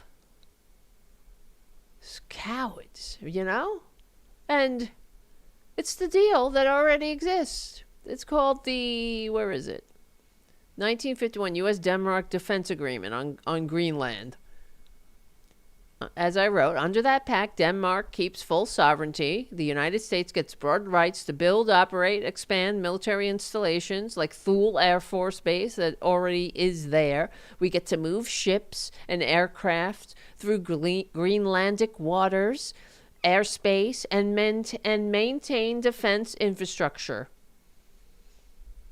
And then we can also coordinate with the locals on different things, on defense areas, coordinate with, what am I talking about? With activities that affect local interests. So we have a fucking deal. And now it's like him putting his filthy fascist name on the Kennedy Center. See, it is really like that because he didn't have to destroy the Kennedy Center. I mean, he did because this is what Traitor Trump is. Whatever he touches, he destroys. So he went to Davos, he went to Switzerland, and he told people who've been speaking German since 1620 that without America, they'd be speaking German. So he went there and he wrecked our good name all around the globe yet again. He took a shit on stage. He whipped out his dick, I should say he just took it out because I don't know if how you can whip it out with a little mushroom, as Stormy said. And he destroyed our alliances. He made, caused chaos. He made everything suck. He wrecked our good name, I said, and we have the same deal that we've had since 1951, a deal that was crafted by adults, by diplomats, by patriots, by actual patriots that do the work, the hard work of diplomacy that requires emotional intelligence and a love of country that Traitor Trump could ever muster because he's a fucking baboon, right? So, do you see how the corporate media has failed us so miserably? Really. It's unbelievable. And he did this for the low, low price of the whole world hating our guts. So what a great deal, Traitor Trump. You came back with less than we had. Because before you squatted in the White House and stained it with your filthy golden gilded doilies that look like shit, we actually had good relationships with people. And you know what would have been great if we, that 6 million Democrats who stayed home didn't stay home, and we had Kamala Harris, our first female president, we would have been so respected around the world. The whole world would have embraced us as they once did. And, but instead, the 1.6% of the vote, the maggots, the mainstream media, all of the evil that runs through the veins of our body politic, sickly and disgustingly, gave us this baboon, this maggot. You know what I mean? We were fine. We didn't need you to take a shit on our allies. We didn't need you to do that. Take a shit on the desk like your maggots took a shit on Nancy Pelosi's desk. We didn't need you to do that. We didn't need you to wreck our alliances. I know you like to be Putin's bitch, but we want a democracy. We want our friends. We need our friends. Who doesn't need friends? I know Traitor Trump wishes he had a friend. He's never had a friend in the world. Well, he's his pal, except for a convicted pedophile who hates him, who hated him and said he was the worst person he ever met. That's your best friend. You don't have, I mean, he's such a fucking piece of shit, this guy. Who votes for a piece of shit? I'm sorry. It's hard, it's not astute political commentary to say that, but it's the damn truth, isn't it? Oh, God. And then there was this article. Where the hell is it? That I came across. It so irritated me. I hope I didn't lose it. Where is it? Where's is it? Oh yeah, here it is. Oh my God. Oh my God. And this is what we're dealing with. The level of sycophancy is so vile. Niall Ferguson? I don't know. Some right-wing dirtbag writes that, what's this? The Free Press.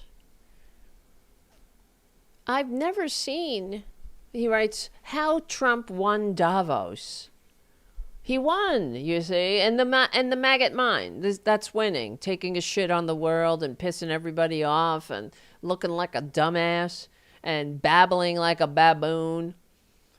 He won. I've never before seen a single individual so completely dominate a vast bazaar of the powerful, the wealthy, the famous, and the self-important. See, because that was all Traitor Trump playing 5-dimensional chess, according to maggots. And I hate to tell you, not Niall Ferguson, Trump didn't win Davos. He drew gasps from the crowd, rolling eyes, shaking heads, silence, criticism, right? Just open mouths agape, shocked, stunned silence. You think that's winning? You think that's winning? Shitting your pants on stage, it will also garner attention. It will make the wealthy individuals, the powerful, the wealthy, the famous, the self-important, it'll make them stop for a minute and be like, what? If he just got up there and took a shit in his pants and then took out his smaller than average, like Stormy said, mushroom looking whatever the hell. That's the same. That's the equivalent of what we witnessed in Davos. That doesn't mean you won, though. Trashing our NATO allies, ruining America's good name, and then coming back with the same deal, but boasting, the lies, the confusion, the embarrassment. That doesn't mean you dominated. You see, like, to me, it's sane washing him again. He didn't win. We didn't win. That's not a win for America.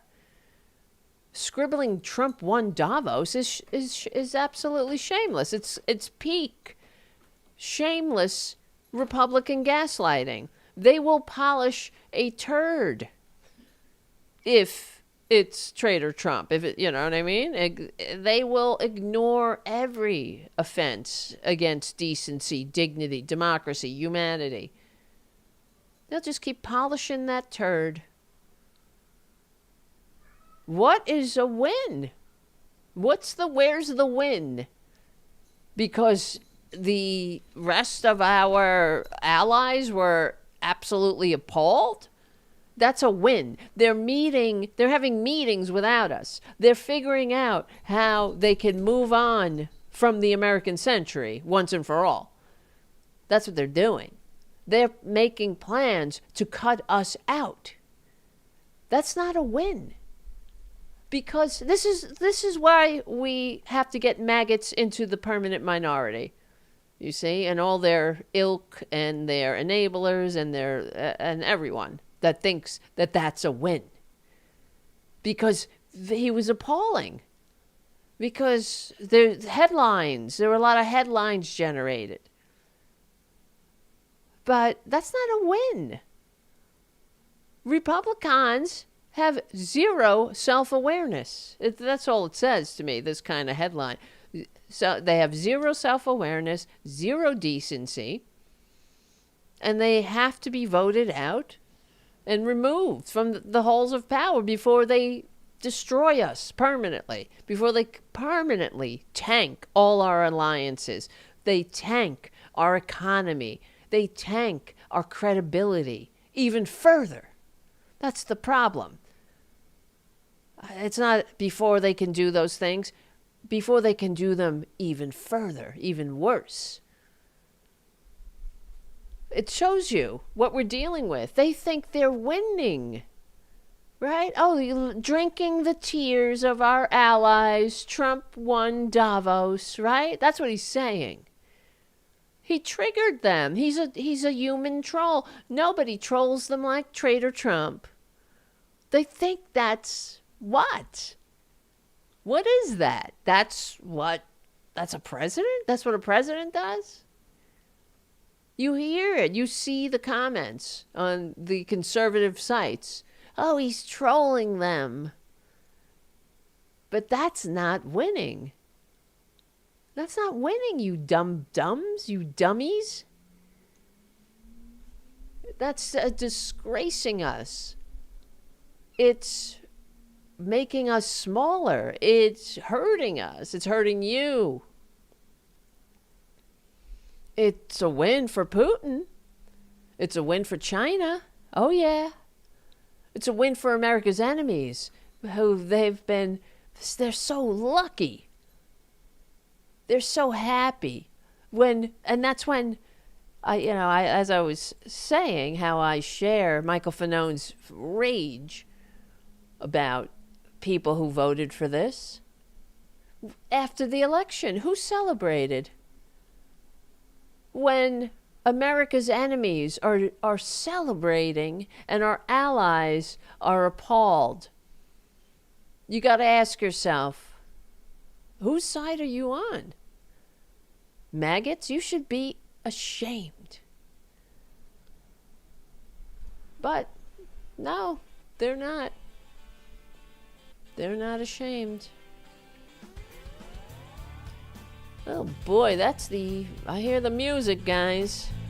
That's the end of the show. Nice to see everybody. Nice to see you, Susie. Thank you for being a moderator. Thank you, Redfoot, for being a moderator. Thank you, Jim, for being a moderator. We need you. We need all the moderators we can get. And we will win. We're on the right side of history. We're on the right side of decency, dignity, democracy, humanity. We stick together, we win. Become a patron, patreon.com/TaraDevlin. Please subscribe to my Substack. There's the code in the corner there. Thank you, Charlie from APS Radio News. Stay warm, stay cool, stay awesome. See you soon. All right, so Tuesday. Let me see. I don't know why I can't see I got to do something about the chat. I know we have more people on Discord now. Not Discord, on Twitch. But the Twitch chat isn't coming up for some reason for me. So please forgive me if I was ignoring you. I don't know what's happening. It didn't come up. But, okay, this Tuesday, on Tarabuster Tuesday, John Fugelsang is coming on the show. So he's going to call in around 10 after 2, and he's going to be with me for the whole hour. So that's going to be good. That'll be good. It's going to be a good one. I love him. I love him. And if you haven't read The Separation of Church and Hate, do it now. It's such a great book, and it's so pertinent. Pertinent. Why can't I talk? Pertinent, right? Not pertinent. Pertinent. I have 2 YouTube chats going? Where? What do you mean? Is something happening? What is happening? I gotta figure something out. Who said that? Why do I have 2 chats? I have 2 chats? How? That's not possible. That is not possible. Oh. Something weird is happening.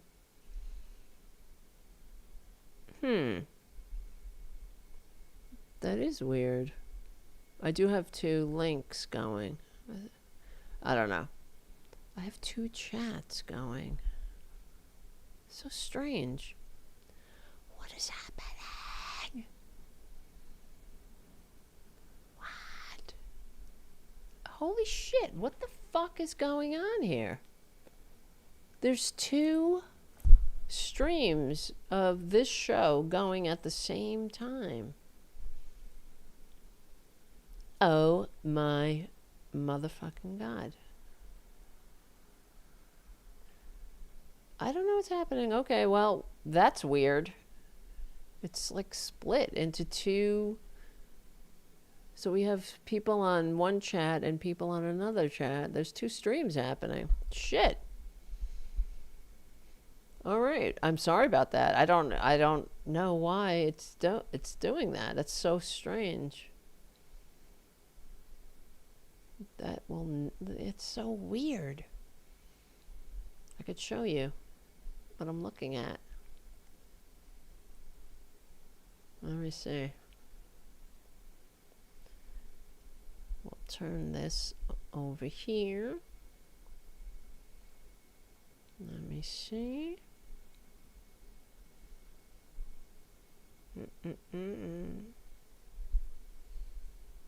Hold on. Beep-bop-boo-doo-beep-bo. Why can't I do that? I'm trying to show you my screen. It's not happening. What's going on? Such weirdness. Well, thank you for telling me. That is so bizarre. Turn that off. Turn that off. Let's try this. Turn that on. Oh, okay. That is... Yeah. Beep bop boo. Pull this like this. Pull that. You see? Look at that. Isn't that weird? There's 2 shows going at the same time. 2 streams. And I don't know why. All right. Well, anyway, another mystery for the ages. I hope that doesn't happen again. That's so fucked up. Maybe I hit something and did that. Because now we have like a bunch of people on one stream and a bunch on the other. It's the same. Well, anyway. Weirdness. Thank you for letting me know. Then there's really no way I can fix it right now. Anyway, I can't merge it. It's just going to have to be like that at this point. I'll figure it out, why it did that. But thank you. Okay, guys. Well, this is the liberal media, you know. We're in this together. And I thank you for your patience. Really? Weird. I'm sorry about that, because then that means like all the people that were chatting on the other chat, I wasn't talking to and seeing. But all right. Well, we'll figure it out. I like Poppy was saying that last week, I need to get some chat thing that puts all the chats together and we get it on the screen like Hal does on his show. So, all right, lovies. Lovies, lovies. Stay warm. I have to go out tomorrow and fix the community cat shelters, make sure everybody's up to par for the Arctic freeze. So, if you remember the poor animals. All right, guys, be kind to animals. I told you it's going to be on my headstone or whatever it is when I die. It's in my will that on my epitaph it's going to say this is what it's going to say. Feel free to use it yourself. It's literally in my will. It will say, death is a debt to nature due. I have paid it, and so will you. And under that, be kind to animals. I like that. I like that. All right. Thank you for hanging out. Exactly. Be kind to animals. Listen. Be cool, be warm, and all that stuff. And remember, Tuesday's going to be cool.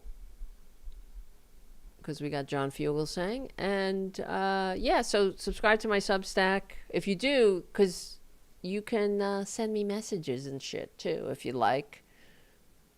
We have a subscriber chat. You can chat on there. You can post things. Contact me. We also have a Discord page. You can contact me there as well if you feel like reaching out, sending me articles. I have people who watch the show that send articles. They like... And it helps me. They say, I hope I'm not annoying you and things. They'll say that. But it doesn't annoy me because I'm trying to keep up with everything. It's hard to do. So, because we're on a skeleton crew.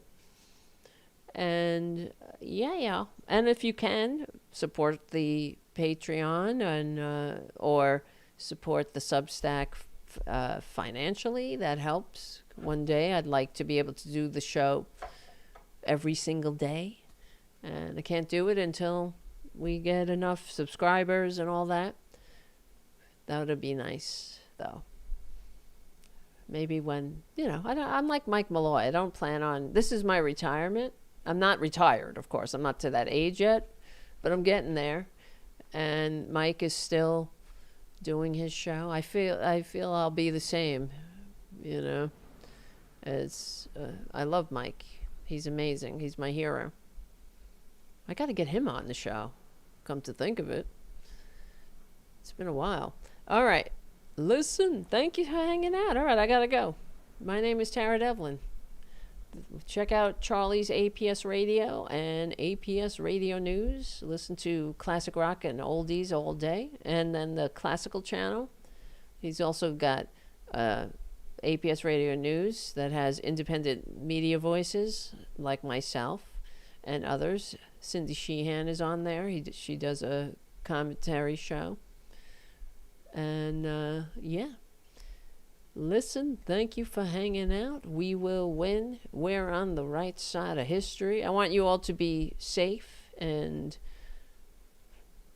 stay safe because we need everybody. And when we get to the other side of this, we're going to have a fucking massive party. So everybody stay cool, stay safe. And that great getting up morning, oh boy, that's going to be good. We're on the right side of history. We're on the right side of decency, dignity, democracy, humanity. We stick together, we win. My name is Tara Devlin. Thank you so much for hanging out tonight. And thank you, oh my God, 1863 Sylvia for your super chat. I missed it. I hope there aren't any super chats on the other side. I missed. If I did, please, I'm so sorry. Thank you for your support. We stick together. We win. My name is Tara Devlin, and I will see you very soon. Ah, damn it. That's the wrong thing. That's the Tarabuster Tuesday. Here we go.